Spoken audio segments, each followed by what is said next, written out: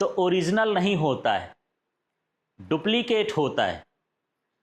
ठीक है, जैसे मैं ये हाथ किया हूं, ठीक है, और इधर पेन रखा हूं, आपको दिख रहा है क्या?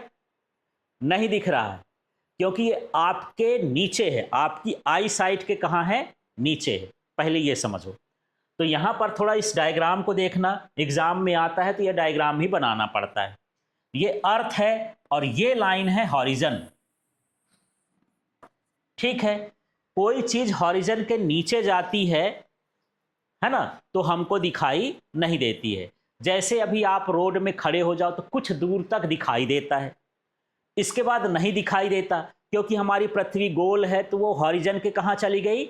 ये लाइन है, हमारी आंख की ये लाइन है, उस लाइन के कहाँ चली गई? नीचे। हॉरिजन के नीचे होगी तो दिखाई नहीं देगी। अब सुबह सुबह सन क्या होता है, शाम को सन क्या होता है, वो समझो। सुबह सुबह सन जो है इस हॉरिजन लाइन के कहाँ होता है? नीचे होता है। नीचे होता है फिर भी दिखाई देता है ना।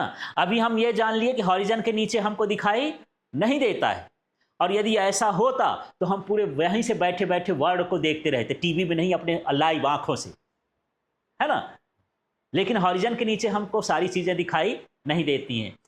तो ये कैसे दिखाई देता है? तो समझो, यहां पर अब ये हॉरिजन के नीचे है, दिखाई नहीं देना चाहिए। अब ये सन से ये लाइट गई, यहां तक सीधा सीधा गई।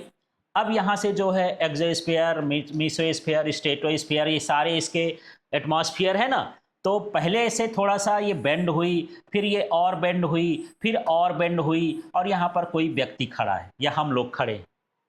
ठीक, और हम जानते हैं कि हमारे आई के डायरेक्शन में ही इमेज बनता है, सीधे। तो इसको यदि हम इसको टच करके एक लाइन खींच दें इधर, तो यहाँ पर जो सन दिखाई देता है ये हमको हॉरिजन के ऊपर दिखाई देता है कहाँ? नीचे, है ना। लेकिन एटमॉस्फेरिक रिफ्लेक्शन की वजह से कहाँ दिखाई देता है? ऊपर, उसका इमेज दिखाई देता है। ठीक, इसलिए सुबह का जो सूरज होता है तेज होने के बाद भी कैसा दिखाई देता है? लाल लाल दिखाई देता है, क्योंकि उसका इमेज है वो। ठीक है, मान लो ये ना होता, है ना, तो ये ना होता, तो मान के चलते हैं कि यदि हमारा इस समय दिन 5:30 बजे उगता है, कितने बजे उगता है? 5:30 बजे। ठीक है, अब ये इसकी वजह से 5:30 बजे उग रहा है। यदि ये ना होता तो क्या होता? ये मान के चलो 5:45 या 5:40 में उगता, 10 मिनट और एक्स्ट्रा टाइम लगता। तो एटमॉस्फियर की वजह से यही है कि दिन थोड़ा सा बड़ा हो गया। सूर्य डूबता भी इसी तरह से है ना, डूब जाता है, इसके बाद भी दिखाई देता रहता, हॉरिजन के नीचे चला जाएगा तब भी दिखाई देता रहेगा। तो दिन हमारा क्या हो जाता है? थोड़ा सा बड़ा हो जाता है। यदि ये न रहे एटमॉस्फियर ना, तो दिन थोड़ा सा क्या हो जाएगा? छोटा हो जाएगा। ठीक है, तो देर तक हमारा जो है सन डूबता है, सनसेट होता है, और पहले सनराइज हो जाता है। किस वजह से? एटमॉस्फेरिक रिफ्लेक्शन की वजह से। क्लियर हो गया? तो मुझे अब समझाओ, अभी सन क्या है? हॉरिजन के नीचे। यदि यहाँ एटमॉस्फियर नहीं है, आप यहाँ खड़े हो, तो सन दिखाई देगा? नहीं दिखाई देगा, हॉरिजन के नीचे हम नहीं देख सकते हैं।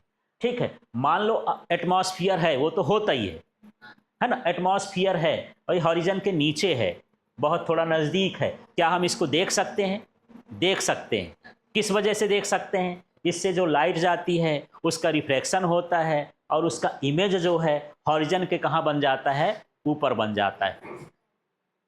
ठीक है, तो इस तरह से यहाँ पर ये इमेज ऊपर बन गया, और हमको ये थोड़ा सूर्य उगने के पहले दिखाई देने लगता है। उगा नहीं है, उगने के पहले दिखाई देने लगता है। उगना तो वो कहलाएगा जब इसके ऊपर चला जाए। ठीक है, तो इसका मतलब ये है कि हमारा जो डे का टाइम का ड्यूरेशन है वो क्या हो जाता है? बढ़ जाता है। ठीक है, सनसेट जो है देर से होता है, और सनराइज कैसे हो जाता है? पहले हो जाता है, ड्यू टू